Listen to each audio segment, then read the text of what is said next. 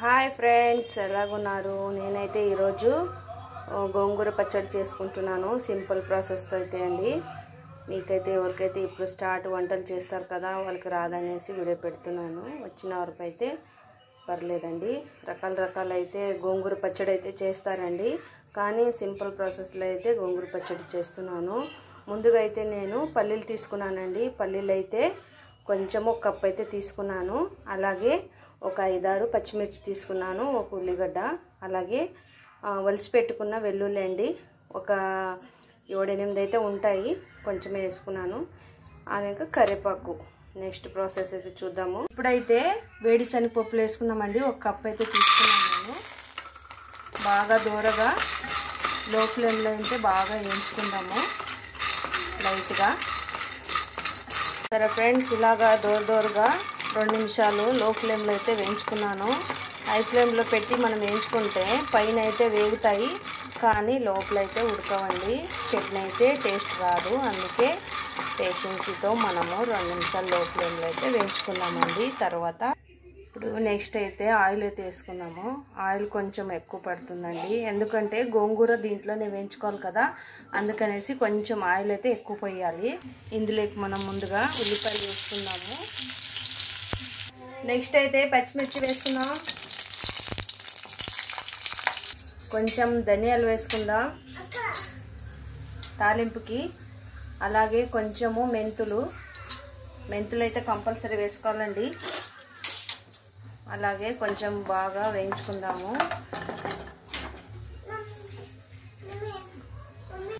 ఇప్పుడు కొంచెం జీలకర్ర వేసుకుందాము. నెక్స్ట్ ఇప్పుడు టమాటాలు తీసుకున్నానండి నేను 2, ఎందుకంటే ఇది గోంగూర ఉంది కదా, ఎర్రదైతే దొరకలేదు నాకు, తెల్లది ఉంది. టమాటాలు అయితే వేసుకుందాము. చింతపండు వేయలేదండి, టమాటాలు అయితే సరిపోతాయనేసి. అన్నిటినీ బాగా ఫ్రై చేసుకుందాము కొంచెంసేపు. టమాటాలు అలాగే కొంచెం కరివేపాకు, వెల్లుల్లి వేసుకున్నానండి నేను.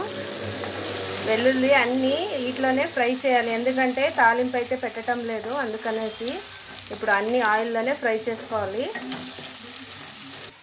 చూడండి, గోంగూర అయితే 2 కట్టలు తీసుకున్నాను. ఒలిస్తే ఇంత వచ్చింది.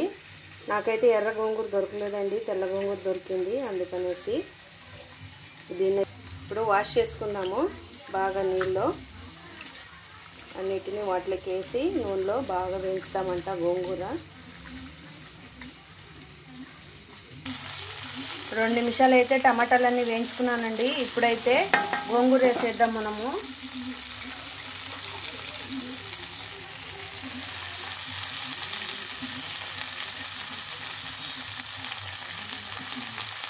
చూడండి, గోంగూర వేసినాక బాగా 2 నిమిషాలు ఫ్రై చేసుకోవాలి. ఫ్రై చేసుకొని ఒక 5 మినిట్స్ కుక్ చేసేకి ఇట్లే వదిలేద్దాము. 2 నిమిషాలు అయితే బాగా వేయించుకున్నాను కదా, ఇప్పుడు మూత తీసి చూద్దామంట. చూసారా, బాగా గోంగూర అయితే బాగా అయితే కుక్ అయింది. ఇప్పుడు దీన్ని కొంచెంసేపు అట్లే విడిచిపెడదాము. చల్లగా కావాలి కదా, ఇప్పుడు మిక్సీకి పట్టుకుందాము. ఇప్పుడు ముందుగా అయితే పల్లీలు మిక్సీ కొట్టుకుందామండి. కొంచెము రాళ్ళుప్పు అయితే వేసుకుంటున్నాను నేను. చూడండి, రుచికి సరిపడా రాళ్ళుప్పు అయితే టేస్ట్ ఇస్తుంది, అందుకనేసి. ఇప్పుడు పల్లీలు అయితే మిక్సీ కొట్టుకున్నాం. చూడండి, ఇలాగా ముందుగా పల్లీలు కొట్టి పెట్టుకోవాలి. ఇప్పుడైతే మనం గోంగూర వేస్తాం కదా, కచ్చాపచ్చగా మిక్సీ కొట్టుకోవాలండి. రోడ్లు ఉంటే రోడ్లో కొట్టుకోవచ్చు, నాకు లేదు కాబట్టి నేను మిక్సీలో కొట్టుకుంటున్నాను.